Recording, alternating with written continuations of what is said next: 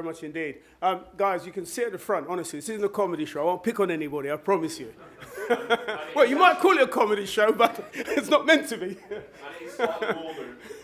Yeah, you know, and you can see the screen better as well, so you know what I'm talking through when I do this. Famous wit and raconteur Oscar Wilde once said, if you laid all the world's economies end to end, you still wouldn't reach a conclusion. I thought that's a bit cruel, so I'm going to reach a few firm conclusions with you this afternoon. I've already pressed the clock on my supercomputer, which is this, of course, which has changed the world, and yet is not measured in the statistics. But I'm not here to talk so much about the economics of where we are at the moment, but I'm going to give you a tour of where the world has got to, where we are today, how some of the things have happened the way that they have, why it is that some of the firms here today therefore exist, and what the role of energy renewal is in the context of all of the changes that I'm going to talk through and what it means for the future. We are living through interesting times, and there's a well-known Chinese curse, apparently, which was a result of years of facing the Mongol hordes, which was, may you live in interesting times, which is what they did not want to do. It was far too interesting. But we are living through interesting and historic times, and there's a lot of changes going on. I'm going to talk through some of those things, and as I said, get to why it is that we are here today with energy renewals looking to offer solutions to some of the key issues facing us, which is how do we live in this planet with a population that's going to be the biggest ever and yet not destroy it. Or rather, not destroy ourselves. We won't destroy the planet. We'll probably destroy ourselves. The planet will renew itself. It's been around for 4.6 billion years. It's got at least another 4 billion years or so to go. We may not last that long if we don't make sure that we can run this ecosystem that is this planet in a way which is sustainable, which is what this is all about. So let me give you a brief overview. So, despite the challenges we face, the world economy is actually in good shape. The seminal work which was done about 200 years ago by a guy called David Ricardo in London, following on from the work of Adam Smith, which talks about why it was that growth was occurring to the extent that it was, and why it was beneficial for countries to trade internationally, just like they trade between towns and between regions within a country. That's why we trade internationally, because of the economies of scale, which makes that we are all richer as a result of specializing. And specialization went global. And that's how you get the synergies from that growth in population and being able to meet the demand from that population everywhere in the world. Geography. The world will tilt towards Asia because of the combination of growth that's taking place, along with the population that's taking place, the sheer size of the demographics, and the consumption power that they're going to exert as they begin to develop more quickly. Africa has huge resource. Its population is actually going to double over the next 30 years. And it's got the most potential for catch-up because it's so far back along the, what we call the production possibility frontier, that its growth rate can be actually quite strong if it just takes technology off the shelf and apply it. That's going to happen. Europe remains rich per head, but gets caught. But here's the key thing. The technological revolution that's going on and the changes that are taking place will make it possible for us to be able to inhabit a world with a population that's probably going to be at least 3 to 4 billion bigger over the next 50 to 60 years or so. How do we do it? Well, think about some of the things going on. Agriculture. Sensors in soil telling them when to water, when to pick, when to plant. Drones that come along and do just that. They water. They can pick. Actually, in the US, they've developed a machine that plants and picks. And they have a labor problem. People don't want to work on the land doing that back-breaking work. And so they need machines to do some of that. And it isn't just because Trump is stopping immigrants crossing over from Mexico, I have to tell you. So drones to monitor, to water, to spray. Lower costs, price of food falls, income goes up because you've got more to spend on other goods and services. I'm going to come back to that point because it's critical in understanding why it is that AI and mechanization does not destroy jobs. It creates income. Manufacturing, printed circuits, remote printing, 3D printing, sensors in machines, telling them when they need replacing, telling them when they're worn out, telling them when they need to be repaired. Driverless cars, boats, trains, planes and automobiles. It is coming, particularly trains, for example, and lorries. By the way, we already have them. For those who say it's not safe, think about it. When you're on a plane, the pilot falls asleep. What does he do when he falls asleep? He switches it to autopilot. They even land and take off. So we've been used to it for many, many years. It is not shocking that you can have cars on the road with no drivers in it. Actually, it is going to be safer, by the way, because 93.5% of all accidents is human error. Obviously, there's still going to be a 7%, which is going to be an error or another, which we're going to have to accept. But we do not live in a world where the probability of something going wrong is zero. We live in a world where there's a whole range of probability distributions around a whole bunch of stuff. Financial sector, blockchain, less people, more trust, fewer banks, fewer barriers to entry, less friction. It's coming. Lower transaction cost is the key to whether firms survive or not. And no firm deserves to survive. They survive because they're doing something which is better than we people, that is, doing it ourselves. And they do so at a lower transaction cost, and they benefit from doing so. Now, what does this mean for energy is what our focus is going to be today. Blockchain is a big thing for energy. BP and Shell have already got together to work to create a platform for trading using blockchain or the ledger system. We'll come back to that. Smart systems, climate change, regulation, all of these are driving energy efficiency. We have to become more efficient if we want so many people to live on this planet. Otherwise, we cannot do it. So, what kind of future world? Let me look at the background to the world to summarize some of the things that I've talked about. We are facing rising protectionism. We have had slow growth in world trade, which is why overall growth has been slow. We've had Russian adventurism. It's a key oil and gas exporter. Actually exports more oil and gas now than it did under the old Soviet Union. It makes it actually very, very vulnerable. And it is not doing what it's doing from a position of strength, interestingly enough. It's doing so from a position of weakness. Political risks, backlash against the so-called establishments, perceptions of rising inequality. Perceptions of rising inequality is a deliberate phrase. China slowdown, possible from the credit bubble, which they've had to inflate in order to grow their economy as the global economy slowed. There's continued crisis in the Middle East and potentially in Asia. In the UK, we have our own issues around the Brexit and the uncertainty that is generated. Of course, we haven't left yet. This is all about preparations to leave. It's consuming political energy, isn't it? It's leading to all sorts of decisions being put off, which need to be made, around low productivity, which is a key challenge facing the UK, around falling real pay and nominal pay and why it's low and flat for many, an aging population and the consequences of that, and the public spending issue around infrastructure, and the fact that we've not brought it up into an age where it can actually cope with the numbers of people that now live and work in the UK. Those are big challenges facing the UK. Despite that, and this is the point, despite these issues, those are all negative things. Here's what's going on with the economy. It continues to grow. It is actually recovering. The global economy is in good shape. This is the best period since the global downturn in 2007-8 for the world economy. True, both for emergent economies and for mature economies. Actually, if you look back historically, it's amazing what has occurred. Basically, since around the 15th, 16th century, global GDP took off. It's industrialization, it's the adoption of science. And the change since then has accelerated. It has not slowed down.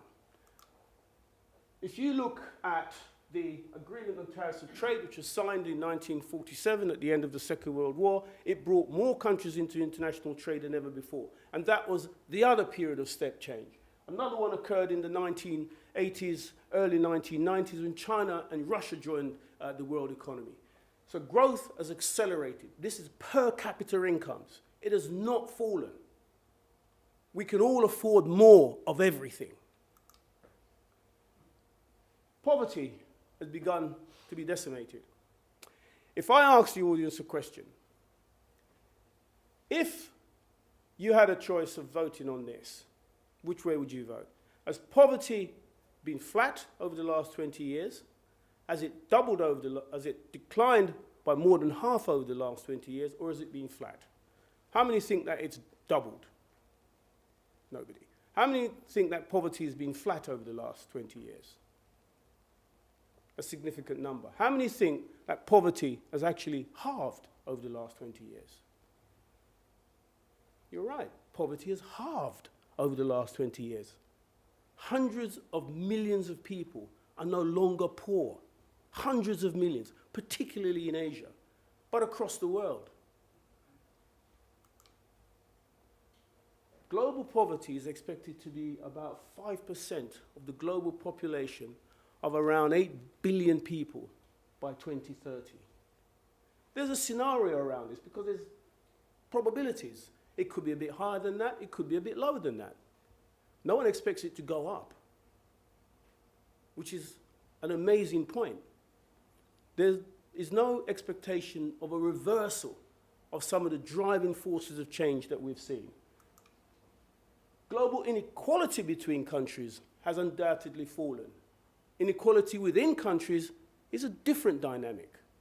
In some countries, inequality within a country has gone up for all sorts of reasons. Tax policy, lack of redistribution, choice by policymakers.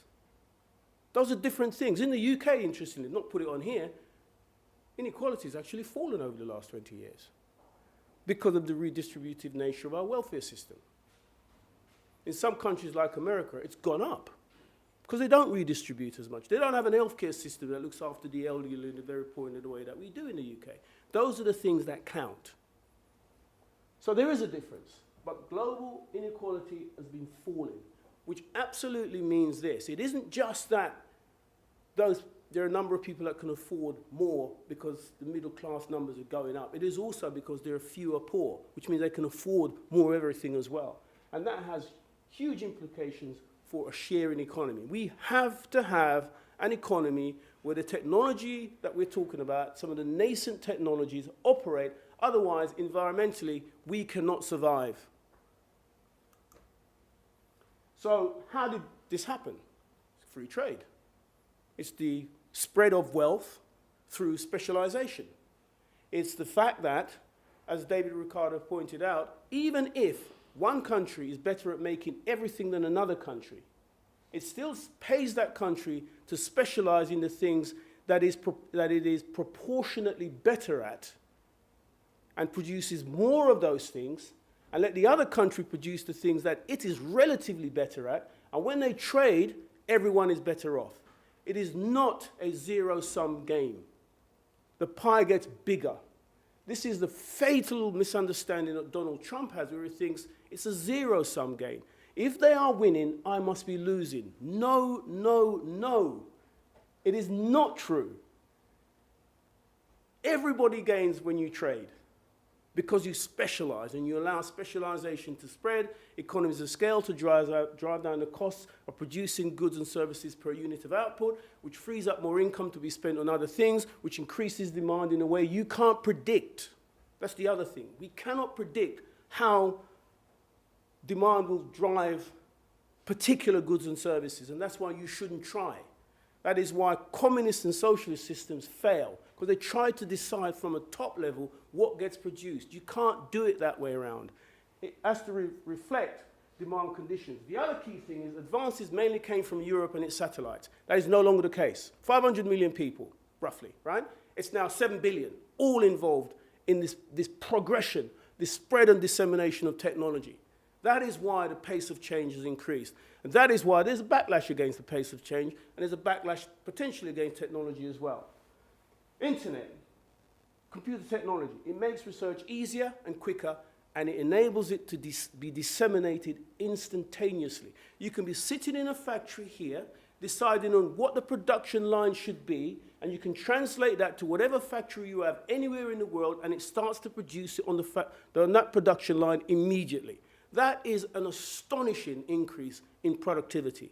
By the way, nowhere is that measured in the statistics, which is part of the issue around the lack of measurement of statistics. Global trade linkages, advances in that makes it all more accessible. Information is available to everyone. That's not the differentiator. Knowledge is how you use information. And so the key is, what understanding do you take from big data? How do you turn it into something that makes what you do more efficient? that makes your transaction cost lower than another firm, and that makes you survive as a company and get an edge on your competitors. That's the differentiator. There's a growth of a new form of employees now. You know what they're called? Data scientists. What's their job? To analyze data and glean information that can make production more efficient, which is to say, work out what your clients want and to be able to deliver it more efficiently for them so they can focus on their business. Which I'll come back to at the end, because that is precisely what energy renewal tries to do. Future use of all of this is only limited by our imagination, and we cannot imagine the future. That's the point. We can't figure out what it should be today. So most of the progress, as I said, has occurred over the last few hundred years. Here's the other thing. Until the new technology drives out the old, the increases in productivity which comes from the new technologies don't become fully apparent, because it can't coexist old and new, and you get all the benefits of the new.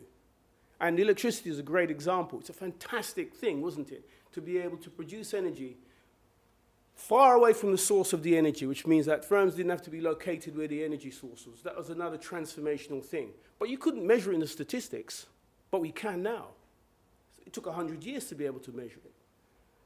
Information technology awaits effective, reliable voice translation technology, which probably means quantum computers, right, to be able to properly do this. So there's another leg to this, which is not yet there, actually.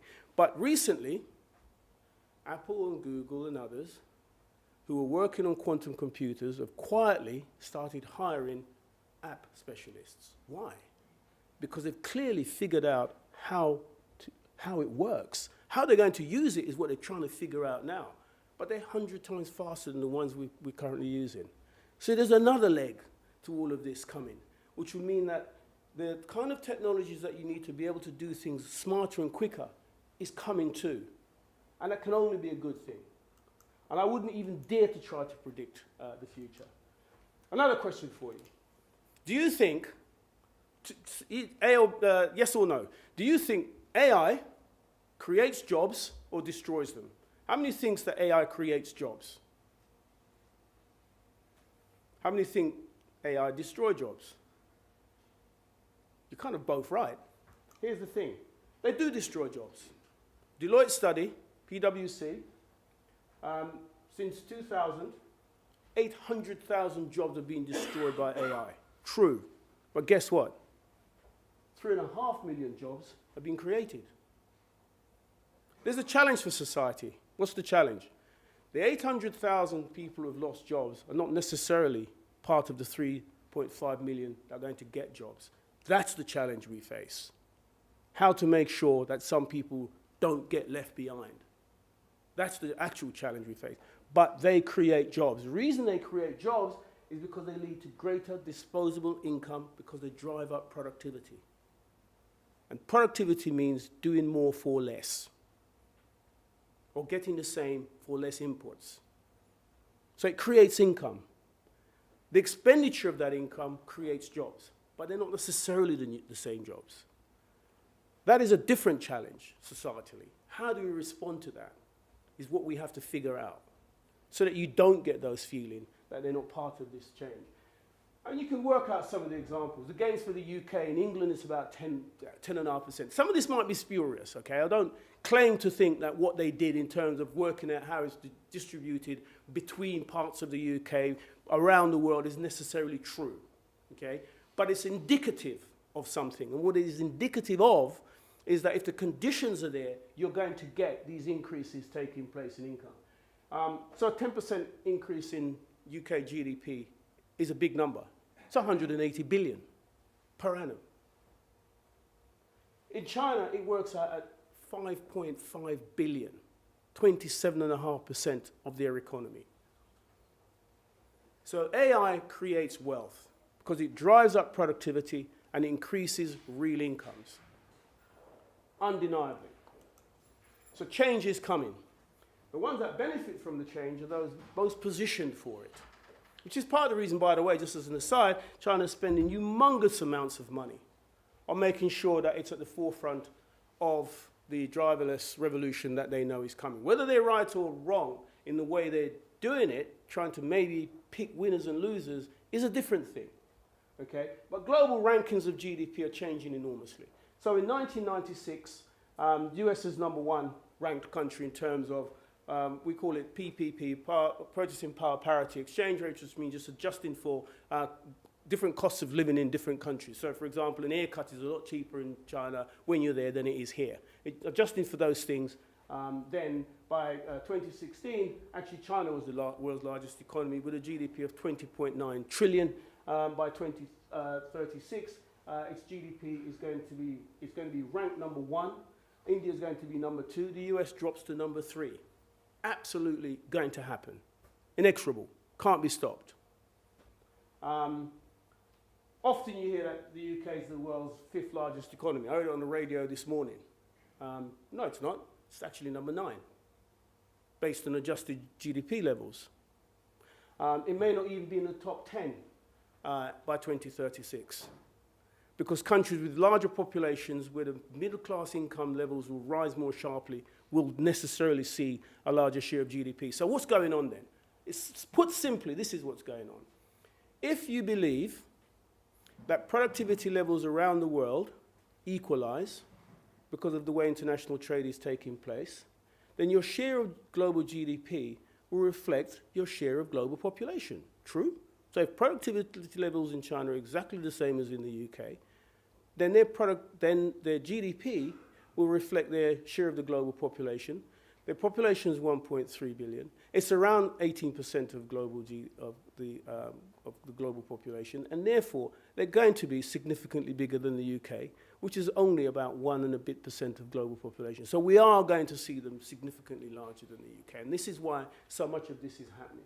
So Indonesia and Brazil and Mexico and the Philippines join the top 10. They may be poorer per head than the UK, but in absolute terms, their economies will get significantly bigger. The population is soaring, 7.3 billion or so at the moment. It's going to rise up towards these levels by the end of the current century. And by the middle of the century, we think they'll be close to around 9.5 to 10 billion. Now, the rate of increase slows, as you'll see, and it slows for all sorts of reasons. As people get wealthier, they tend to have fewer children, actually. So in order to reduce population growth, you want incomes to grow.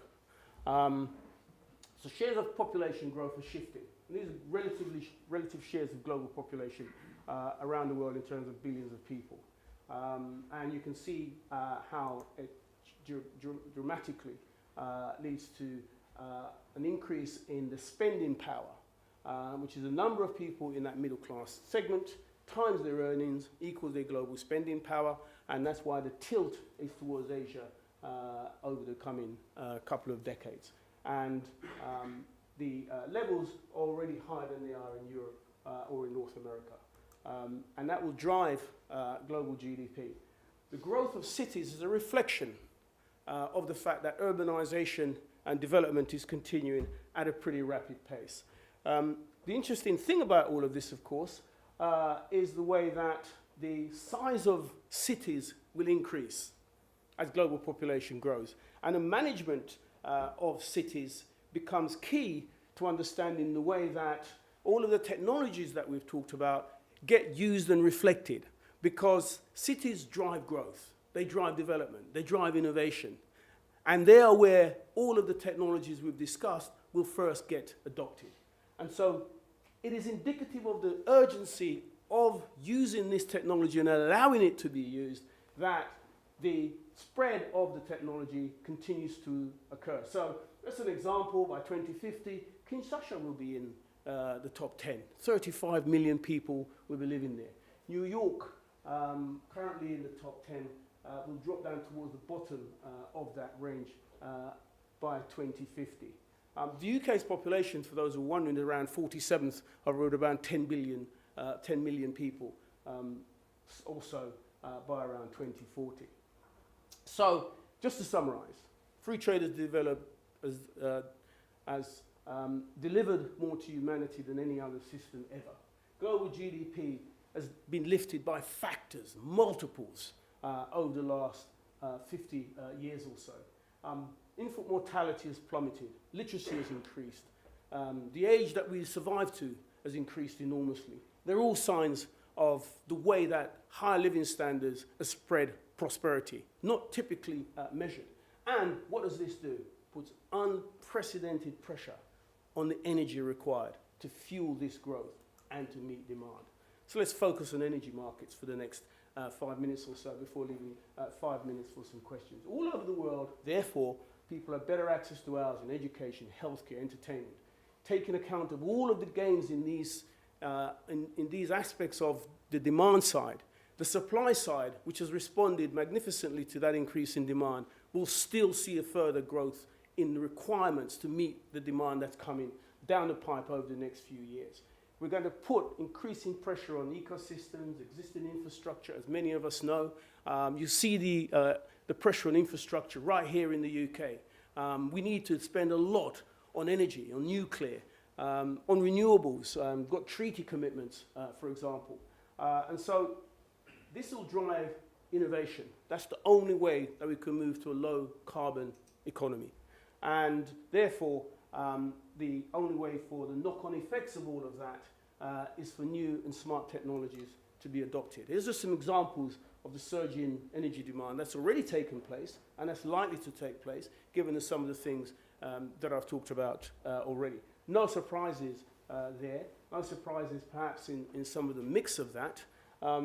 Renewables can't meet that demand on its own. It simply can't. Despite all of the talk about renewables being an energy source that could replace this, that, and the other, it can't. And electricity, of course, is the end product of supplying energy. In itself requires these things to fuel it.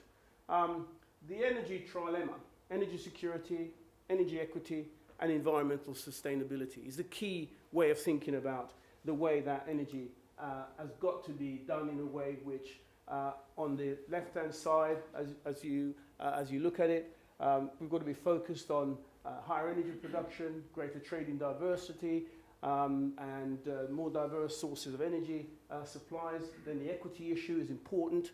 As more people are able to afford it, how do you make sure that in an equitable way more of those can actually access it? Environmental sustainability, obviously getting CO2 levels down and not harming our environment. If we fail, then these things happen. It's because of problems with GDP. It's because governments are making choices. It's because they can't afford the infrastructure improvements which are necessary. It's because cash-strapped governments take money from other budgets, creating an inequity in their economy. And you don't get the drop-off in emissions. You get maybe countries like the US peeling off from the Paris Accord, which is working to reduce global emissions, and leading to others maybe cheating on their commitments as well. All of those things could happen. The rules will change. The way that the energy market operates is already changing. There are opportunities for some and risk for others. That's what change brings. The experience, of course, of the finance community proves the fact that you've been surviving in the past and done well is no guarantee to future survival. You have to be on top of the innovations that are taking place. And to unleash the innovations, you need to ensure that there's a global system of trade in energy, which is shared by all and which the regulation changes to allow it to take place and doesn't prevent it taking place within countries and between countries. So there's all sorts of legs to this and stools to it, which have to be put in place for it to be beneficial. Rapid penetration of the electric cars, fossil fuel share will fall overall, risk to commodity prices, some of the issues around digitalization and the way that we adopt it and use it. All of those things mean that change is coming. It's inevitable, and we have to embrace it. That tells me that I have 7 minutes left. So I'll wrap up with 2 minutes, and then we can maybe have the time for Q&A. Blockchain, carbon footprints, where companies say, you know, we're committed to reducing our carbon footprint. We'll do whatever it takes to do it. Well, who does that? Who helps them to do it? They're running a business. They're not going to do it themselves. They have to sell it on to specialized firms to help them do it. And again, just to plug energy renewals, this is what their role is. Trading of emissions, it's happening. It's useful to trade emissions. It's crucial to trade emissions. Some companies and some countries may emit more than others. Some may emit less. So you pay for it if you're emitting more, and you get some money if you're emitting less. There's an incentive to emit less. So this is why you need it to operate. Smart systems, smart devices, sensors, knowing to switch on and off. We already have that. I mean, I walked to the loo a moment ago and the light switched on. Great. It's exactly what you need. But you need them to know when to flush, when not to flush. You know, you need a building to be smart, to know when it's cold enough to switch on and when it is warm enough to switch off, and so on and so forth. For you to be able to do it from an app somewhere, remotely, easily, without even thinking about it. People don't want to understand the complexities of these things. That's left to the specialists. They just want to be able to use it. Companies outsource specialist skills and focus on running their core businesses. That's the point. It's almost here. Big data, machine learning, artificial intelligence, automated systems, supply and demand instantly respond. This is where we are heading. The world of the Internet of Things and blockchains will enable this to occur. The thing about blockchain is it's associated with Bitcoin and cryptocurrencies. That's not the point, actually. I don't know if Bitcoin will ever take off or cryptocurrencies will ever take off. But I do know that a ledger system is fantastic because it reduces transactions costs and inspires trust. It reduces the number of intermediaries that you need in the process of anything, where there is a supply on the one hand and demand on the other. It will make any system more efficient if it's adopted and accepted as a way of doing it. So these new technologies will change the way that energy systems operate. And will get economies of scale from platform developments and allow software to get into that platform development to make some of those changes real and make them happen. It does increase some risks of cybersecurity, and lots of analysis shows that companies are most at risk if they're energy-rich companies and they get hacked. But I've already explained how blockchain works. But once a transaction is requested, it is put through a believable system that everyone has access to and believes in, and it can never be erased. It does away with a whole bunch of intermediary steps. Embedding the regulation into this decentralization is key to making it happen, but work has been done on that. Applying these tools to the industry, to the energy industry, is absolutely a no-brainer. So I was not surprised to read 2 days ago that BP and Shell have already done that, with a whole bunch of investors on the one hand and regulators on the other, all working together to see how they can make it work. So it's going to happen. So how does Energy Renewals able to help you in this? Obviously, no two businesses are the same. So the way that you apply it is through a 6-process system. Not surprisingly, you audit and site survey. You analyze and evaluate the needs, wants, current circumstances. You make a report and you make recommendations. You develop a plan of the way forward for the firm that you have spoken to. There's an implementation stage to that plan. There's a monitoring phase, of course, to that plan. Maybe, obviously, using smart systems and sensors so that everyone can track and agree, and it's all transparent about the way forward. And on your left-hand side, you can see some of the specific things. It will reduce waste. It will reduce the chances of outage. It will increase efficiency, allow the company to be able to say, well, you know, we are carbon friendly. We are doing our bit for the environment. We are helping energy security. We are helping sustainability. I think that, I hope you agree that I've reached some pretty firm conclusions. Of course, John Maynard Keynes, a well-known UK economist, once said, when challenged about changing his views, well, sir, the facts changed, so I changed my conclusions. I hope I don't have to change any of my conclusions for any changes in fact, but I think we have a few minutes for any questions that you may have. And of course, remember that the team from Energy Renewals are here. Graham, David, Sam, all here somewhere, I think. I can see a couple of them. So, yeah, the whole team is here. So, absolutely happy to take questions personally and for the team. And obviously, they're here to have key meetings and discussions, not just today, but over the next weeks and months ahead. Thank you very much for listening, and I hope you found it interesting.